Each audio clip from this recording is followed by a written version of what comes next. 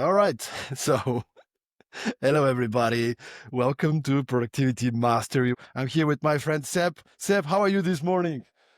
I'm good. I'm good. I love your energy. I don't know what time it is for you, but for me, it's 9 a.m. Are you a morning person? I am. I love mornings. I love morning coffee. We both got our coffees, I know. It's the best time of the day. What kind of coffee do you like to drink? I like a black coffee, so like a Americano or double espresso. I didn't have time to make an Americano, so I just did a quick double espresso. Double espresso. Is that your Friday drink or that's the kind of the usual? Drink every morning. Love it. Love it. But I want to start with maybe having a quick introduction from you and specifically, what does it mean to be a channel sales leader? You've been working for LinkedIn for more than 12 years. You're now at Monday.com, an amazing company, not an amazing company, but what does it mean, your position? What do you actually do? Yeah. So my name is Sepideh. First of all, we were talking about how to pronounce my name before we started, so in full transparency. But most people call me Sep. I've been working in channel for over 15 years. So as you said, I started off at LinkedIn and now at Monday.com. And what does channel mean? It can mean a lot of different things. I think for me, it's meant that it's always been an extension of a sales team. A channel ecosystem is a great way to get into new markets. It's a low risk, low cost entry method often to be able to scale a business. I think that channel, it can be anything from like a reseller to like a GSI. Like it's such a broad topic, and they might be just acronyms there, but how I see it is a way to scale a company and to do it through partners and third parties who help a company and organization get to where they want to be.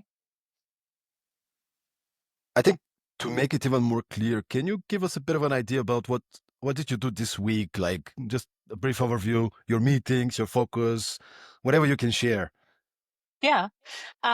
So this week was a very busy week, and how I typically spend my week is I'm meeting with partners, so getting to understand their business, what they're working on, projects that we're doing. I've always been in a performance revenue based role, so looking at performance metrics such as targets, how we're pacing, and also meeting with customers. So spending time with our partners and customers together, helping them understand the products that we're offering them. And the rest of my week is usually in one-on-ones with my team. Again, working on those types of things, also on like career progression, on goals that people may have. Um, and this week, for example, we had a partner come into our office and did a takeover. So it was a great opportunity to get them to showcase who they are. They did like deal clinics, they did presentations. So just getting sales organizations and salespeople to understand what a specific partner can bring. That's how I typically spend the week. And Fridays are always for wrapping up the week, getting everything together for the next week, working on admin, closing out projects, etc. Hopefully, so it's quite diverse. But typically, I would say that's how it's structured. So you spent 12 years in LinkedIn before joining Monday.com. Did you always imagine that's how your career will proceed with these kind of roles and this kind of journey? You never know what's like I never went into LinkedIn thinking I want to spend 12 years there in full transparency. I always said that as long as I'm growing, as long as I'm learning and I'm like put out my comfort zone, that I will stay within a company. And that happened to me at LinkedIn. Like it was like working for three different companies. If you think about a company that's really in its infancy to a company that goes through a major acquisition, it was like working at three different companies. So I know when you look at it on paper, it sounds like, yes, you were at LinkedIn for 12 years, but actually it was three different companies in my mind. And I love that. I love seeing the different stages of a company and how it grows from like a startup. I joined LinkedIn when it was a startup. I was one of probably first 50 employees in London. And I saw it go from this small scale company. It sounds strange to say that now, to hyper growth to like a full big corporation that got acquired by Microsoft. So really it was three different companies. And it's really interesting when you can be at a company and see it go through that life cycle. It's something that I'm glad I did now. This is so fascinating. We had another former LinkedIn employee, Steve Carrigan, the podcast. Yeah. I don't know you guys know each other personally. He was the first chief HR officer, but not in London. I think he was based in the US at the time Yeah. when the company. I think he joined when the company was around 300-400 people, and then for 2-3 years it grew to 3-4 thousand, I believe, the phase that you mentioned, and he was the chief HR officer, sharing a lot of similar thoughts that it was a completely different company, and the culture evolved and changed drastically, over the years. Do you know each other or no? I don't know him. I would need to look him No, up on LinkedIn, but right. the name doesn't ring a bell. But I'll look him up. I might have, but of course, yeah. Even back then, like people in San Francisco and London, like you're quite far apart, right? It's fascinating. You've gone through in all those years of development and experience, and I'm wondering what do you consider your leadership style is these days? Like, can you explain what are some of the key principles and philosophies that you hold as a leader? I think when you talk about leadership style, it's important to understand values, right? And I've definitely gone through an evolution of getting clear on what my values are. But now how I hold myself to account is by understanding what my values are. So for me, there are autonomy, curiosity, growth, and challenge. And I know that those are the things that are important to me. And I do my best to communicate that to the people that I work with, so they understand, did I say transparency? Transparency should definitely be in there as well. Those are the things that are true to me. And I will always communicate that with the people I work with so that they understand, like, I'm always going to be as transparent as I can be. I'm always going to be asking you why, because I'm generally curious. I'm not interrogating you. I really just want to get to the core of what we're talking about. And that's my curiosity. From a child, people always said to me, you used to ask why. I was always asking why about everything. And I really like to get to the why and the core of things. So that's kind of come with me in my adult life, to be curious, but also now to be transparent, to always want to be growing. So I keep these true to me, and like take them with me, and communicate them with the people I'm working with. The first time I was offered a management position was in my early 20s. I was in the US, and I was working for a shop selling clothes. And the manager came one day and decided to promote me as a manager on duty. And I had to now manage the people that I was working with. And I had no idea what I was doing. No idea. Yeah. And I would say I was probably a really bad leader. I was an okay manager at the time. In my mind, it was all about I need to make sure everything is getting things done. So I was a little bit, I became, I won't say a dictator, but quite authoritarian. I don't think my colleagues liked me after I was promoted as a manager. And now looking backwards, like I would say I learned quite a bit of things and my leadership style evolved, hopefully. Um, I wonder if you can go back and think about the beginning of your career and how has your leadership style evolved over the years?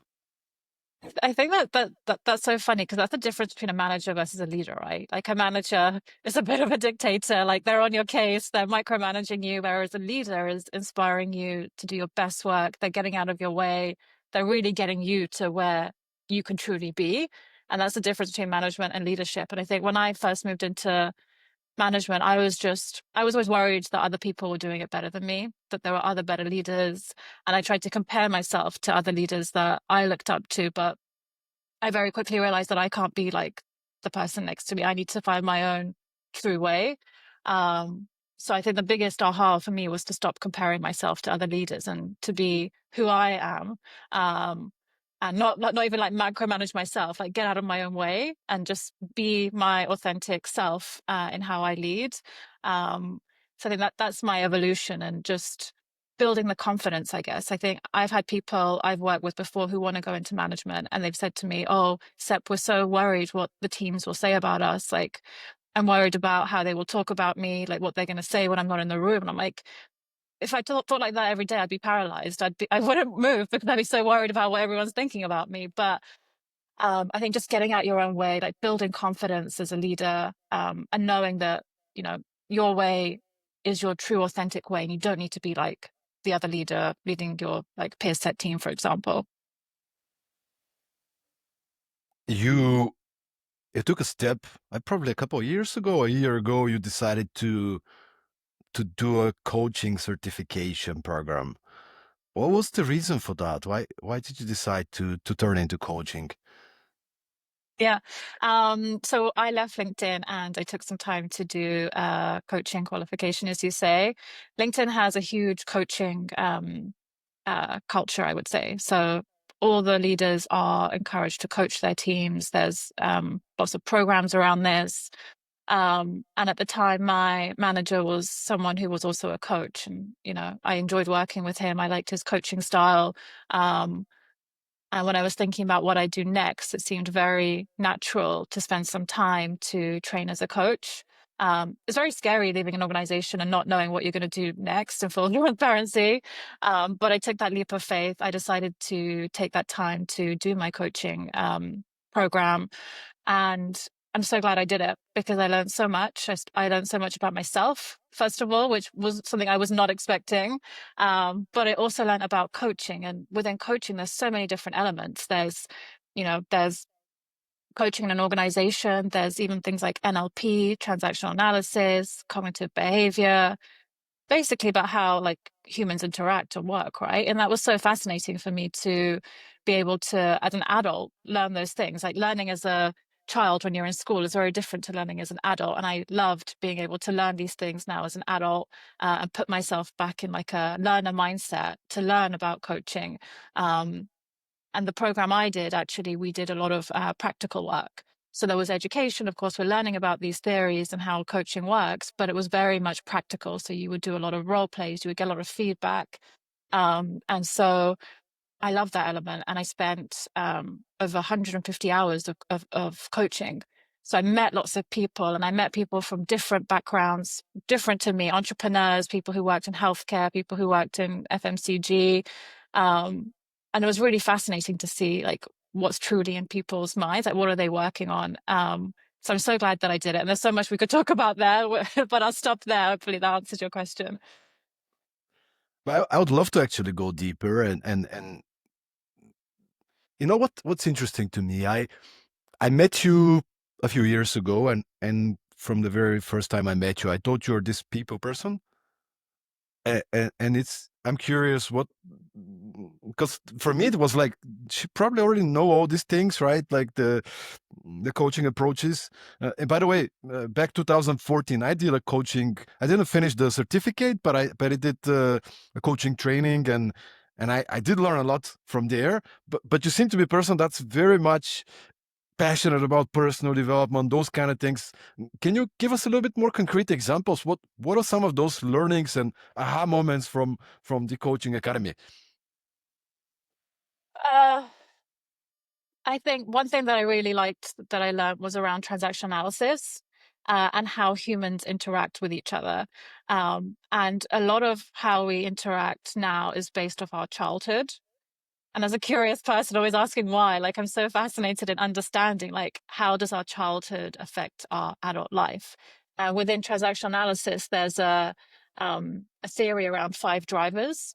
So these are five drivers that you would have likely picked up in your childhood, that you would have seen from your parents, that you take into adulthood. So there's things like you need to be perfect, you need to be strong, you need to please people, um, you need to hurry up. And I can't remember the final one, but these are things that we tend to take. And I see that with myself. Like I'm always in a rush. I always feel like I need to be strong. And I see in other people that, you know, they have that. And when you're coaching someone, you recognize those habits, and you can go back and kind of talk to them about, you know, how their background may have shaped how they're maybe always needing to be perfect now, always they need to please their colleagues, etc. So that was really fascinating for me to learn about that. And also to take it to other people. You know, in my coaching sessions with people that I work with in the past year, like we would often talk about that, and that was really fascinating because they could go back and say, yes, like, you know, my dad always said I had to hurry up and be there on time, and that's shaped how they operate now at work or even in their personal lives. So yeah, really, really interesting. And something that I'm continuing to learn about is like these things around transaction analysis, how humans behave, and how our childhood has shaped who we are now as adults. I'm super happy that you're sharing that. And coaching has this kind of a, I mean, people perceive coaching these days in many different ways, right? And it's, uh, I would like us to demystify it in a way because it has a bad name in many ways. I don't know how's it in the UK, but in many places around the world, I feel like coaching has this bad name of this is kind of some soft, you know, BS that everybody's a coach these days, kind of like there's all those kind of stigmas. So I wonder if you can kind of dive into that, like what's the actual value that coaching provides? Yeah, like yeah, to answer your first part there, like demystifying coaching, you're right. Like everyone's a coach. You just put coach on your profile and you're a coach, right? But the thing is, there are bodies around coaching. There's the ICF, there's the EMCC. There are bodies around it, and there are regulations around it. A bit like therapy, right? Like it needs to be regulated, but it's probably not as well regulated as therapy. Like I can't just go say tomorrow I'm a therapist, right? Like there are actual rules around that. Whereas you can go and say you're a coach. Um, so I think understanding, first of all, that there are like ICF and EMCC bodies, and they do govern coaching, but they aren't like policing it necessarily. And then secondly, I would say that the difference between coaching and mentoring and therapy is often misunderstood. So a therapist is someone who will help you with your past, things that you've gone through throughout your life. A coach helps you towards the future. So you may be stuck. You may be stuck in your career. You may be dealing with difficult stakeholders. You may want to build confidence. You may want to take a career leap. There's so many different reasons why people go to coaching. And the role of a coach is really to hold up a mirror to you and help you figure out through questioning, through use of different tools, where you can get to in the future and kind of um, take you on that journey and hold you accountable. That's the other great thing with coaching. A coach can hold you to accountability, especially if you're someone who struggles with that. They check in with you weekly. They're holding different goals for you, and they can help you get to where you want to be. And then finally, around mentorship and advisory, how I see that, that's someone who has potentially gone a path that you were inspired to go to. So perhaps you're an individual contributor and you want to become a manager, so you pick a mentor who has gone through that journey. Like you look up to them in a way, and you go to them for advice. You say, how did you get there? I want to get there. Like, what advice would you give me based off what you've gone through? And I think the biggest mix up I see is with mentorship and coaching. People often put them together, but actually they're very, very separate. And if you want a true coaching relationship, a coach shouldn't be giving you advice technically. Like in the program that I did with the ICF, like one of the like regulations was that you're not meant to give your opinion unless you're asked for your opinion. But now I even have a coach. As a coach, I have a coach. But how I see it play out is that you can often ask, like, if I want to know from my coach, hey, how would you approach this situation? I will ask that question, because technically a coach shouldn't be telling you what to do. They should be getting you to get to where you need to be. Does that make sense? My first coach, it was not following this. I have to say, my first ever coach was trying to push me to do certain things because this coach, believed that it will help me. And I had this kind of resistance back then. And it was before I did the coaching training. So I thought that's coaching. And I was like, why is she pushing me to do that? I don't feel this is the right thing for me. She wasn't guiding me with questions, but she had an agenda and she wanted me to win. Don't get me wrong. But definitely there was this kind of a maybe misunderstanding from her side as well. Over the years, I've also had some incredible coaches. And I think if you want to be a great coach, you need to have a coach because you reflect when you're being coached, you're learning so much how you feel and what really helps you and what do you like about a coach, what you don't like about the coach, and then you use it in your own practice. Um, Yeah. I mean, you did the coaching program as well. What was like the biggest takeaway for you? Probably that was the biggest one. I mean, there was many different tools that they give you, and I obviously I'm still using some of those tools, specific exercises and tools, and they're great. But I think the fact that even if you feel like you want to offer advice, you you should resist it, and you should Yeah, just it's hard, isn't it? It's hard not when you really want to tell to someone like what you should do this, like to hold yourself back is super hard. and I think the other one is the sometimes it offers great value for a coach to rephrase your own thoughts. So what you're saying is the, and then the person can see it from a different angle. Again, you're Yeah, not telling them what to do. You're just trying to understand, but then it gives a perspective for the person on the other side. yeah. Hearing back your own thoughts on what you've said, like it is so powerful. And then guiding you with care, guiding you with care to find your own answers. Uh, Over the years, I've been having different coaching clients, and I think the feedback, the value that they get, one is that you're there for them, one is the accountability, one is asking the right questions, but it's also the care. Somebody's there to back me, somebody's there to support me. I'm not alone on this journey, and they can be free and open and safe. And this is, by the way, another question of mine. I've been struggling with us over the years. Sep, I don't know about you, but looking for the right coach, as you said, you throw a rock and you maybe hit a coach out there, somebody that's having coach on their LinkedIn, right? There's so many coaches. Yeah. How do we find the right coach? Where do we look for, and like if you were to look for a coach right now, you have a coach, but imagine you're looking for a coach right now. How would you find the right coach in the ocean of coaches out there? Yeah. So the first thing I would do, and I'll separate this out into two sections. The first thing I would do is look on the ICF website and search for qualified coaches. So people who have spent time training as a coach and they are real coaches. That's number one I would do. I would then look at the different levels. So within coaching, there are different levels of coaches. There's ACC, MCC, and PCC. So these are the hours that coaches have spent coaching. So an ACC coach would have done at least 100 hours. A MCC coach would have done at least 500, and then PCC, I think, 1,000 plus. So I would look at the level of experience. Obviously, if you're going for the top end, you're going to be paying a very high rate for a coach. But I would pick someone based on their experience and where you are in your career as well. Like a PCC coach will be working with C-level executives most likely and will be charging a very, very high rate. So I would first look through that and pick out people who look interesting to you. And then I would shortlist a couple and think about meeting with them. So any coach should offer you a free taster session. So 45 minutes, 1 hour of a taster session where you get together, you build a rapport, you understand if you like them and if you want to work with them from both sides. And then secondly, I would look at people who have potentially been through a similar trajectory to you.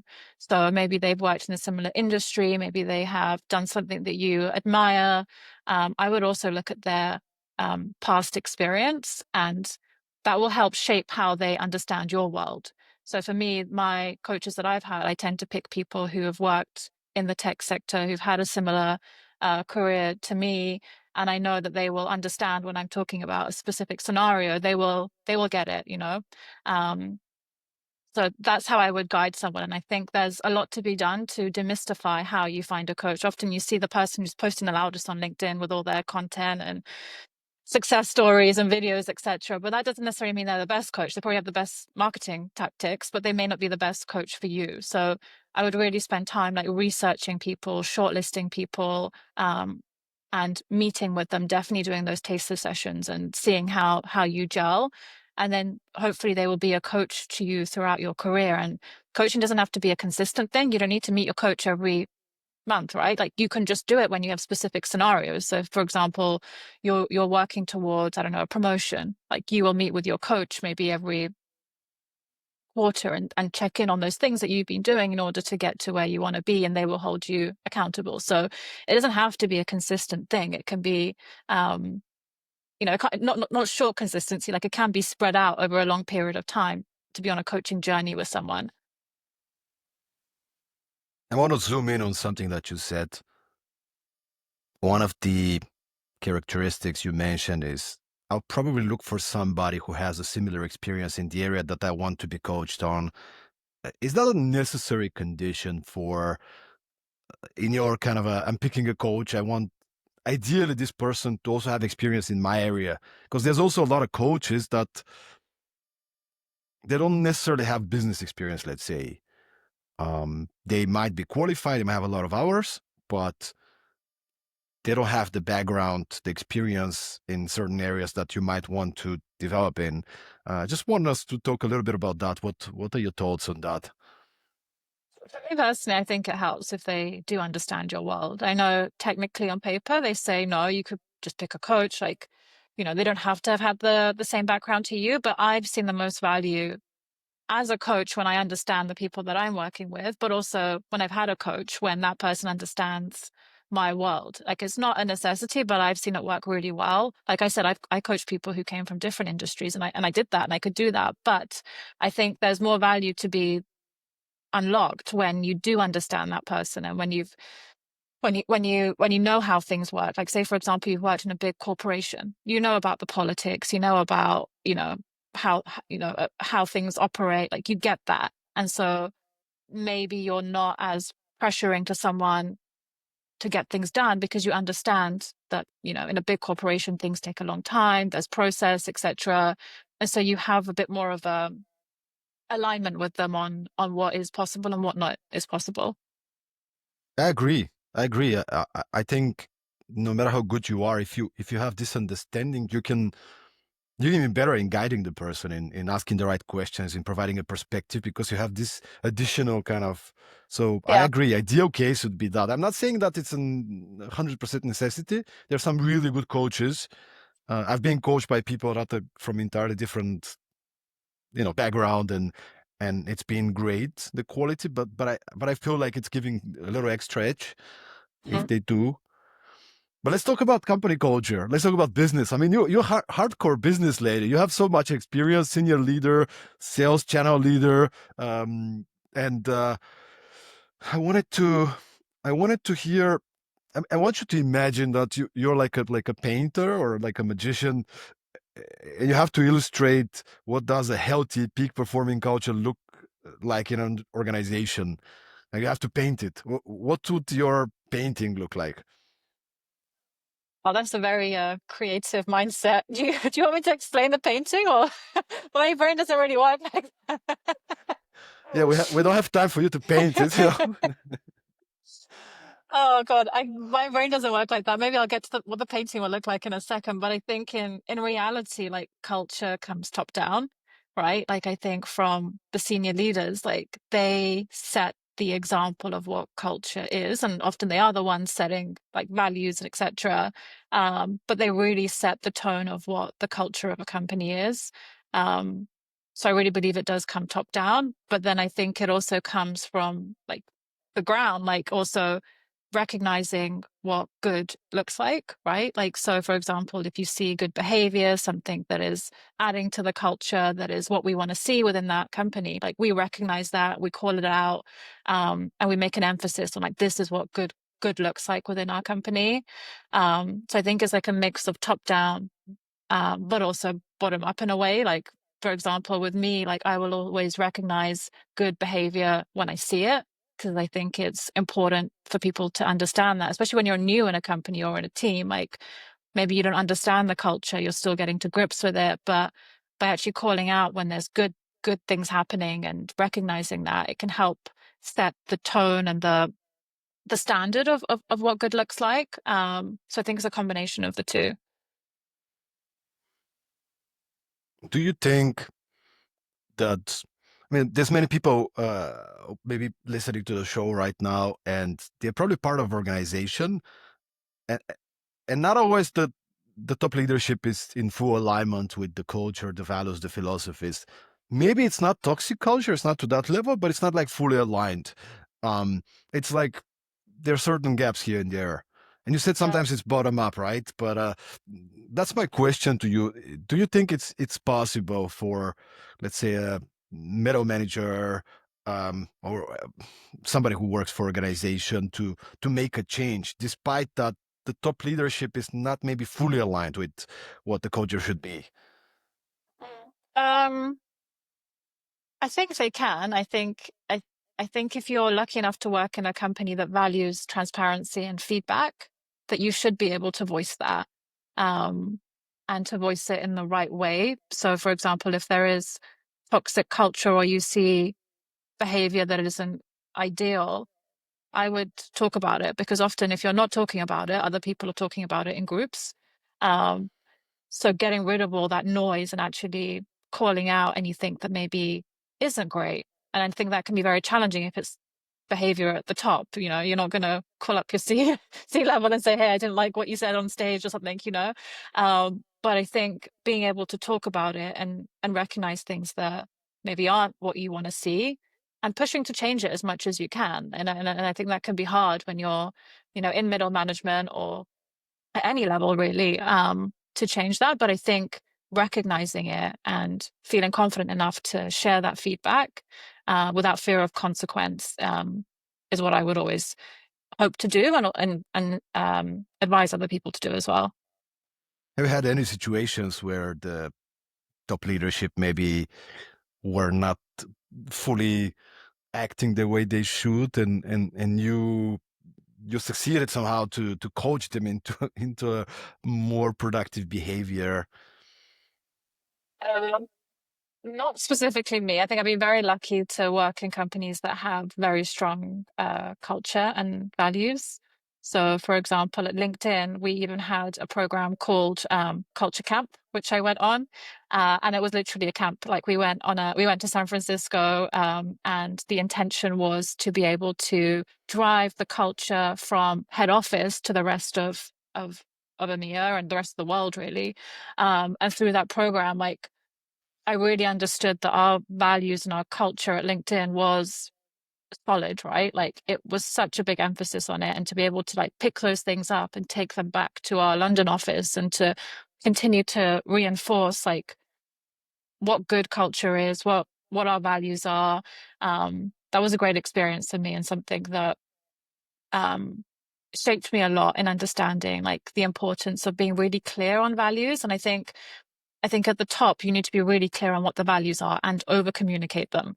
Like, you need to be talking about them all the time in your all hands, in your meetings, and like anything, any opportunity that you have to talk about values, I think is important, because it really trickles down and people end up then quoting your values, even to customers. I've heard them quoting our values, right? So I think that could be really powerful. And in my previous role, we did a lot around value matching. So when we're working with customers, we would look to understand their values and understand our values and how they align, and making sure that, you know, we have that synergy between us. And I think that to have someone who's in a sales role to be talking about the top values coming down to their clients is quite powerful. And I think that that came from the emphasis that we had on values and on culture. Um, but yeah, I think that the main thing there is like over communicating them, and recognizing good behavior, good things that are happening, so people know what to do and they know what the culture is. Because as I said, when you're new in a company, or even when you're going through change, like, people don't know what the culture is until they see it. And reinforcing that good things that you're seeing can be a great way to create a good culture. So do you mean that, for example, there were some specific examples shared, like not just talking about, yeah, transparency is important, but more like sharing examples and stories from the company that just prove that specific employees is living the values? Like, is that what you meant when they were like talking over and over again about the values, so people can understand it more clearly? Yeah, talking over and over again. And I think even things like awards and recognition around values. So we were like, I even for my teams in the past, I've done that. Like, one of the values that used to be in my previous company was like, act like an owner. And I, you know, every half a year I would give that award to someone who I felt like was acting like an owner, and and I would explain to them why they got this award, right? It's not just you're getting an award because I want to give you an award. You got this because you did XYZ and you acted in a way that you took true ownership, and this is why you're getting this award. And I think by recognizing that and getting people to then their peers and other people to see that, okay, this person is really aligned to this value and they're leading the way, it embeds it even more. So I think communicating, recognizing is the best thing you can do to create a strong culture. And this is so cool. Award ceremony for what do you call them? People who live the values, or what's Yeah. the? Ah, love it. This is so cool. Then it's like you're even more motivated to show up every day and to be the culture bringer of the Yeah. organization. And I think for me, it also made me more aware. Like in my day to day, I was looking out for it more. Like I was thinking about who's doing this, who's true to this value. Like I would be trying to observe it as much as I can because I knew that we would be recognizing it in a few months. So it also made me more aware of those behaviors and looking out for them. And you said like talking about the values over and over and over again. How do we make it so it's like kind of natural and organic and it doesn't feel like forced? Like, can you give us some examples? Do you like include it in your weekly, in your like monthly call? Is it part of the agenda, or is it more like part of the narrative and the storytelling day to day? I think it's more part of the day to day, to be honest. Like it's kind of running in the background of everything that we do. Um, And I think obviously there's company values and culture, but then there's also individual values, which we talked about in the beginning, right? So it's kind of understanding the two of them. And I think probably on the day to day now, especially I'm thinking more about my own values, and how I'm being true to them, especially as I, progress in my career. Like I think about my values more and more each day, especially because I spent so much time getting clear on what they were. And maybe you've done this yourself as well, but actually like pinning it down to like 4 or 5 things that are true to you is really hard. When I've done this exercise with people in the past, like I often show them a big page and it has like, I don't know, 80 values, that things that could be true to you. And people like picked like 20. I'm like, it can't be 20. You need to get more clear on what it actually is and actually like narrowing it down. And sometimes it changes to me. Sometimes I like bring in another one because I feel like, I'm missing this thing and I need to add it in. But I always try to keep it for myself and for other people I work with to 5 values, 5 things that are true to you, that you know, that you value every day in your work life. And it can even be in your personal life, and that you want other people to know about you as well. I think is such an important exercise to do. And it's helped me in my day to day 100%. And I've seen it help other people as well when they become clear on them. And I don't think we do enough of it. I think often if you work with a coach, they may do it with you. But you need to take it with you everywhere you go, in every job you go to, in every day almost. I'm thinking about my values and how I'm living them out. Do you know what your values are? Yeah, yeah. I spend quite a bit of time on that, and what you're saying is really resonates with me. First of all, many organizations are not clear on their values. They might have it on the webpage, but even if you ask the leadership, they don't know them. So people are not on the same page, let alone smaller companies that are so busy and they just do so many things. So they don't know what the values are. And it's such a powerful practice to first of all, to get clear. And by the way, when you say there should be 4 or 5 values, it doesn't mean that you don't value anything else. It means these are the highest priority. I'd probably have 50 or 60. I don't know. There's a lot, but You can't have so many. but what are the few that are highest priority values, right? For me, Yeah. one of them is productivity and simplicity. And I like to kind of Yeah. sometimes language them a little bit to personalize them. Productivity and simplicity. Personal growth is super important. Being upfront, straightforward, extremely important. Positivity and open-mindedness, extremely important. These are probably the 4 that are top for me. Doesn't mean there's nothing else.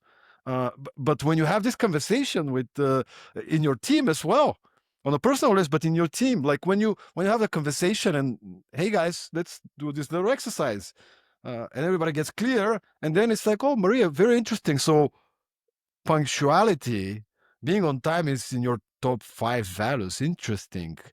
I understand why you were so pissed when Michael was Yeah. late last week. Like you kind Yeah. of when you know what people value, because otherwise you assume that people are like you, and they're not. They're Exactly. not. Yeah. And you behave the way you want to be treated often without understanding that everybody else is different. I think you said that perfectly. Yeah. You understand more about yourself, but also the people around you. Like I think that punctuality thing is the best example. Like you understand why some people get so pissed off at something because it's something that's really important to them, but maybe it's not important to their peer. Yeah, and you're like, what's the matter? I was just 5 minutes late. Because for you Yeah. it doesn't matter. If they're late 5 minutes, it's probably whatever, right? It's number 42 in your list of Yeah. values, right? With your priorities. So it's people make it sometimes so complex and complicated. It's simple and it's practical. What do you value? What are the things that are most important to you in a work context, in a personal context? And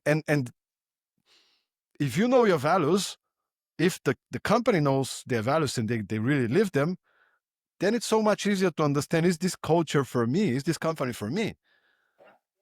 100%. I agree with that. Yeah.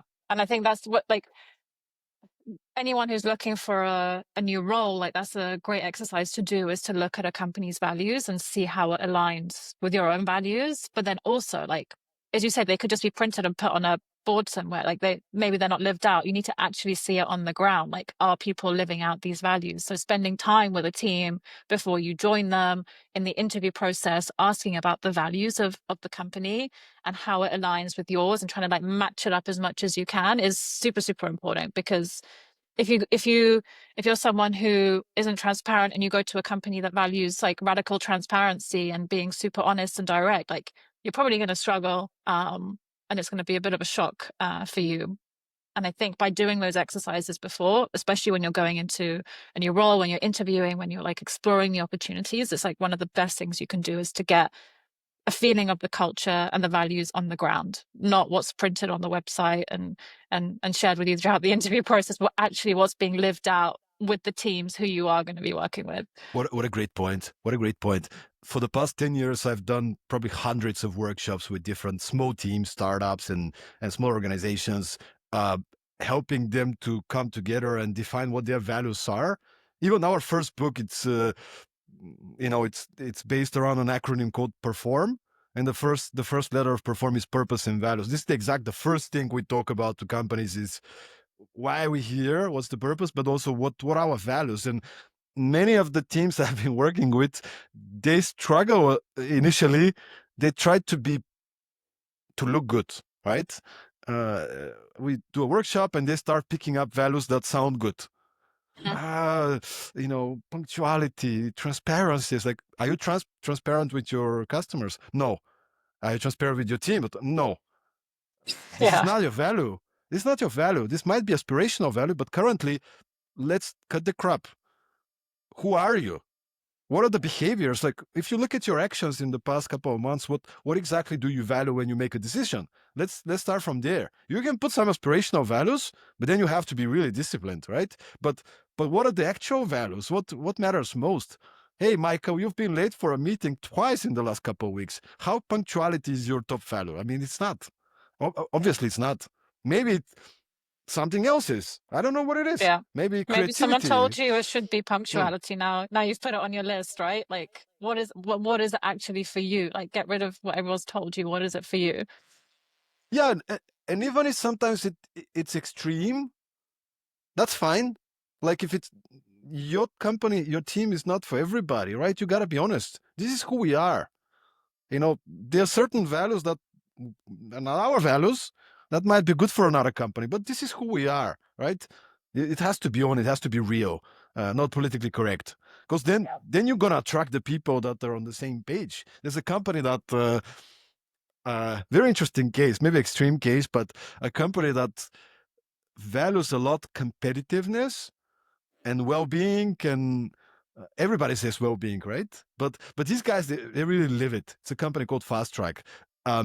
So we interviewed on the other podcast the founder, the CEO of the company. He said one of their requirements if you work for them is you have to go to the gym once a day. they provide you with a, there's a gym in the first floor in whatever. So you need to spend 1 hour of your 8 hours work, whatever. You need to exercise, and this is part of your culture. Now, I'm not saying I'm yes or no for this specific culture, but what I like is these guys are completely honest. This is who we are. We're very competitive. We care about physical health, mental health, and if you want to work here, these are the rules. If you don't, Yeah. this is not, we only want to attract people who are on the same page like us. And they're getting a lot of backlash, because of the kind of practices they have. But what I like is that they're honest, they're true, they're true to their values, like them or not, you know. So maybe extreme example, right? Yeah. I mean, there's definitely pros and cons to that. But when you said that, what I think is that often if you tell someone they have to do something, they won't do it, right? Like if you tell someone you have to go to the gym for an hour, like if someone told me that tomorrow, I probably wouldn't go. Like, like if you tell someone that you must do this and you must do it every day, despite whatever else you have going on in your life, is pretty extreme. But um, yeah, interested to learn more about that and how they retain their staff. It's definitely a specific type of person who works there, I imagine. No, for sure, for sure. They're very specific. It's a small company as well. It's not like a whatever, Coca-Cola, LinkedIn, Microsoft, right? It's uh but yeah, just an interesting example. to Yeah. I mean, you have to be true. That's the kind of the point of and sometimes we need to hear the extreme so we can get the point. Um Yeah. Talking about coaching though, and company culture and leadership, how has your leadership style changed, after the coaching academy, like in the environment of the workplace? What are some of the tools, the approaches that you use these days as a professional coach? I think there's two things. I think in the role that I am now, I use it more of like a sales coaching. So, for example, if I'm working with someone, we've all heard about sales coaching, and you can use frameworks such as MedPick, etc., to coach someone as they're going through an opportunity, for example. I find myself using it a lot in that environment and being able to ask the important questions. And I think, as you know, with coaching, it's really about asking firstly, those like big questions, like the broad questions, the open-ended questions, but then also like trying to get to the core of something. So really pushing, and like we've both probably done it. Like you try and get to the core of what's actually going on. And it's like peeling that onion, right? Like you have to keep on asking, you have to keep on digging, and really getting to the core of what's happening. And I find myself asking a lot of questions in those sales coaching conversations. And I think on the other side, I'm using it in career conversations. So it can be a great way to be able to talk about someone's career trajectory and asking them again where they want to get to, and using tools and frameworks to help them. So, for example, even the values exercise is a great tool that can be used in a career coaching setting. Also, doing like role plays.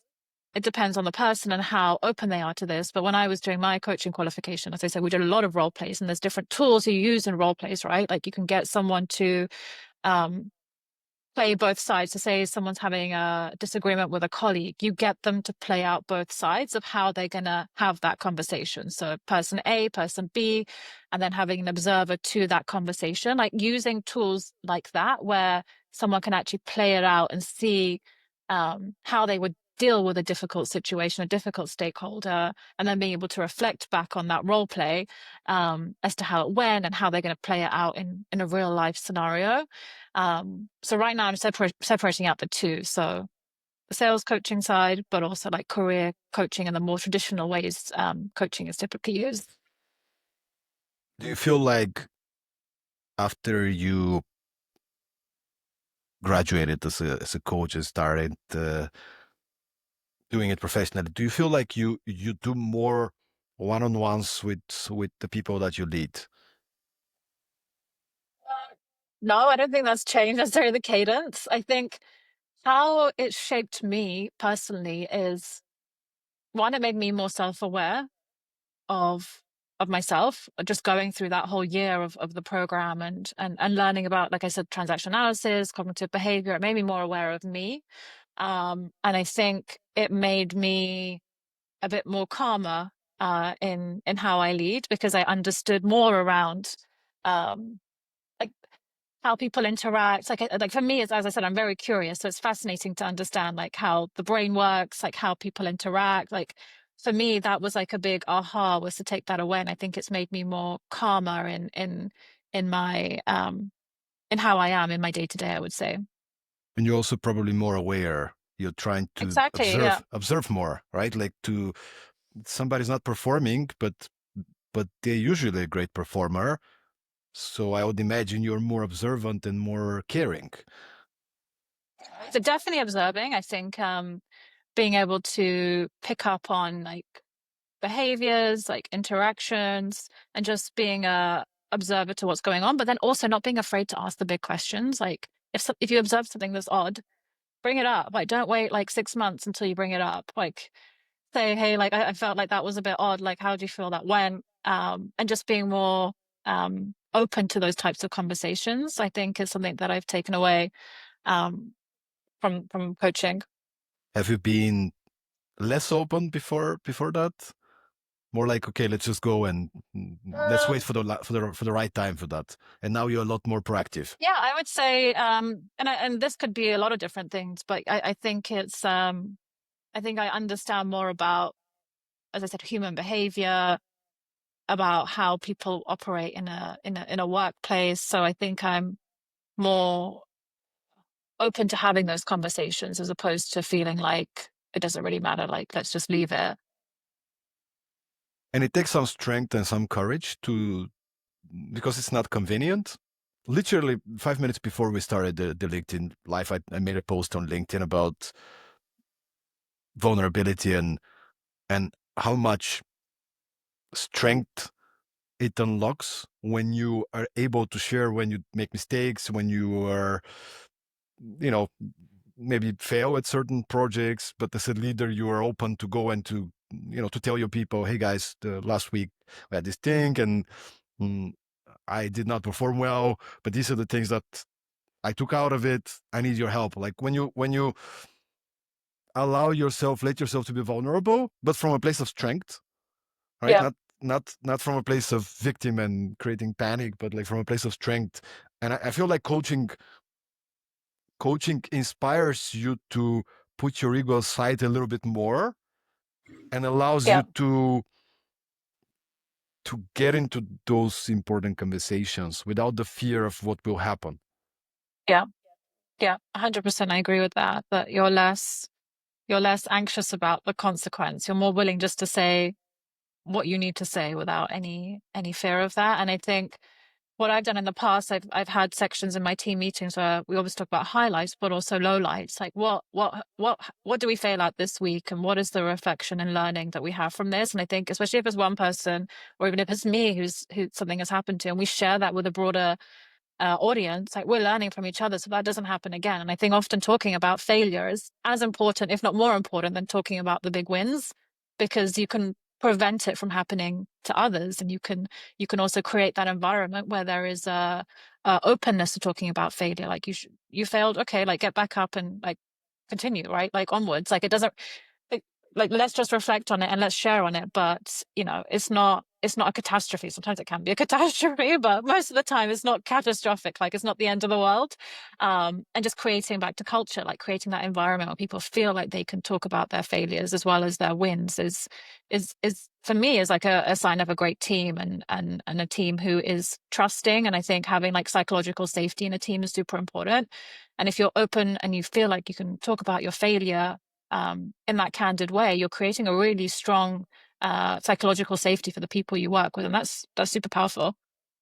Many organizations I get to talk to and work with, that's one of the challenges that people are afraid to share. Just, let's keep it low. Let me not take too many risks because if I fail, I might get punished. So the fact that you say that creating this psychological safety, which comes, I mean, it's a process. It's not like one little practice. It's a philosophy that you constantly have to be nurturing this as a leader through sharing, through not just sharing, but next time somebody makes a mistake, you actually don't go and shout at them in front of everybody, or say, how can you do that, or whatever, but you're supportive. Yep. If this person, of course, they did their best, they just made a mistake. Everybody makes mistakes, but you got to have this support of the leader, because then it's like, okay, you know what, I can point out when something is not working well, because I get the support, I get encouragement from the other side, and then you create this culture of trust. Yeah. And I think as a leader, like being able to control your emotions in those settings where you feel like you need to be angry, or you feel like, you know, as you say, you want to shout at someone, like being able to regulate your emotions is so important.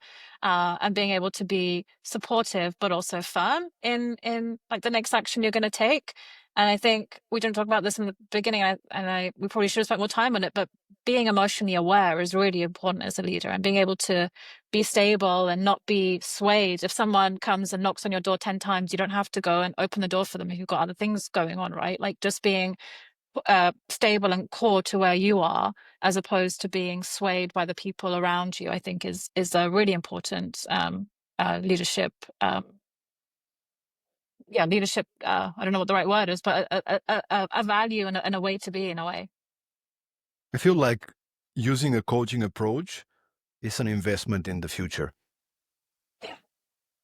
And sometimes it might be challenging because we have a deadline. And you know that if you tell the person exactly what they should do, or even if you take it on you and you get it done, in the short term, it's going to be faster. And that's the temptation sometimes we need to play with. Yeah. Because, yes, you want to coach them, you want them to find the answer, you want them to come up with a solution, which probably sometimes, if they don't have your experience, might not be as good as your solution, right?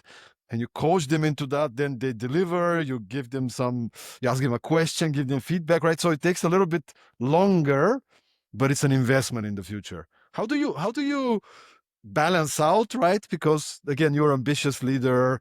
I'm sure you have deadlines. You got to get things done, but you also want to develop your people and give them this ownership. Yeah, I think it's picking the right coaching moments. Like not every scenario is going to be a time to coach someone. Like as you know, coaching can be a long journey. So I definitely pick the moments where they are coaching conversations, and when I will coach someone, and that's usually around skills and behaviors. I find, like, for example, if someone isn't a great communicator, we're not going to solve that in 2 weeks, right? Like that's going to be a thing that's going to take a while, and that I will continue those conversations through coaching. But if we have a deadline and we need to roll something out next week, I will be giving more direction. We will be having deadlines. We will making sure that we can get to our goal. And I think being aware of what is coaching and what is, day-to-day working is super important, because I think if you go into those scenarios thinking you're going to coach someone and then you do it and then they come back with something that isn't great and you're not happy with, like you've wasted everyone's time, right? So I think being really clear on those moments and giving direction when you need to give direction, and then keeping those coaching conversations for the longer term things. And as I said, typically around skills, behaviors, that's where I find I'm going more with the coaching.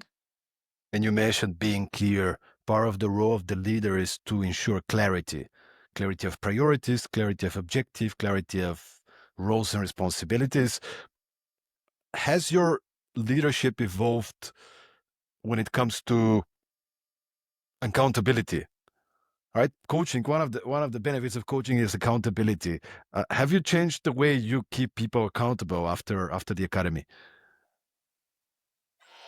I think recognizing how people work and recognizing people who need accountability, like people who need deadlines versus someone who, will do what they need to do and they don't need a deadline. I think for me, it's been that, it's being able to know what type of person needs a deadline versus what type of person will get it done. And not everyone needs accountability. Some people hate it. Some people feel like you're pestering them if you're, continuously checking in on things and setting them deadlines, and you're not letting them be autonomous. So I think recognizing how different people work and their values is super important to knowing when to do that. Just to kind of wrap up this discussion, by the way, the hour just went like, Yeah. as I told you, it's just like, Yeah. it's like we're just the beginning. We're just warming up now. Unfortunately, we need to kind of wrap up soon. But I wanna hear your thoughts on 2025 is kind of an interesting year if you think about it. The level of complexity, the level of uncertainty, it feels like it's increasing. Maybe it's just a feeling, but there's so many different things going on globally, geopolitically, economically. You have AI, just people trying to figure out how do we adopt it, what do we do, people working from home, hybrid office, like there's so many things at the same time, right? What do you feel are the skills, the mindset, the characteristics that a modern leader should acquire to be able to respond to such a level of complexity? Yeah. I mean, the first thing that comes to mind is resilience and adaptability. So I don't know who quoted it, but the only constant is change, right? Like change is going to happen all the time. Like we know that things are going to change, and being able to have resilience and grit and knowing that things will happen, things will evolve. We've seen it throughout the past few years, especially, right? So being able to have that resilience is super, super important, and to be able to adapt, to know that next week might look different to how it looked this week because we don't know what's going to happen tomorrow, right? So I think number one is that, and I think number two is, for me specifically, is communication and transparency. As things change, as things evolve, like we need to be able to communicate about it, to talk about what's happening, and why it's happening. And also to be as transparent as we can be. Like if things change, I don't know, like I don't know what the next change is going to be, but like if things are happening all the time, to be able to say like, hey, this is going to happen. I don't know exactly how it's going to be because of XYZ reason, but this is going to happen, and we're going to do our best. And just having that um, culture again of communication and transparency, I think, is super important. And being, to your point, vulnerable around that, like to be able to say, I don't know what is going to be the case, but we're going to get through it together, and I'm going to communicate whatever I can to you about it. Um, so yeah, I would tie it to those 2 points. Because if you're quiet, that people know something is not going okay. It's people get it, right? But they start to make up stuff, right? The rumors Yeah. start to spread, and the trust is gone. But if you come out and say, "Hey guys, I don't know what's going on, but I'm here. We'll keep you updated." People need certainty in these kind of times. People need Yeah. strong leadership. People need confidence. People need calmness from the top. Yeah. Clarity. Even the clarity could be, we need to lay off this number of people. We're doing our best to prevent it, but it might be the case that we need to lay off some people. Even this type of clarity at certain difficult times is much better than keeping it quiet and all of a sudden then you get the layoffs, right? So Yeah. And I think those scenarios create a lot of noise that you don't want, and um, like a bad culture when people don't know what's happening. It can be very anxiety provoking, right? Like you're going to be worried because you don't know, but actually being able to like get rid of that, and get rid of the noise and gossip, and to focus on being as transparent as you can and sharing the messages that you want you can share, will hopefully eliminate all of that, which can, to our earlier points, lead to bad culture and bad vibes.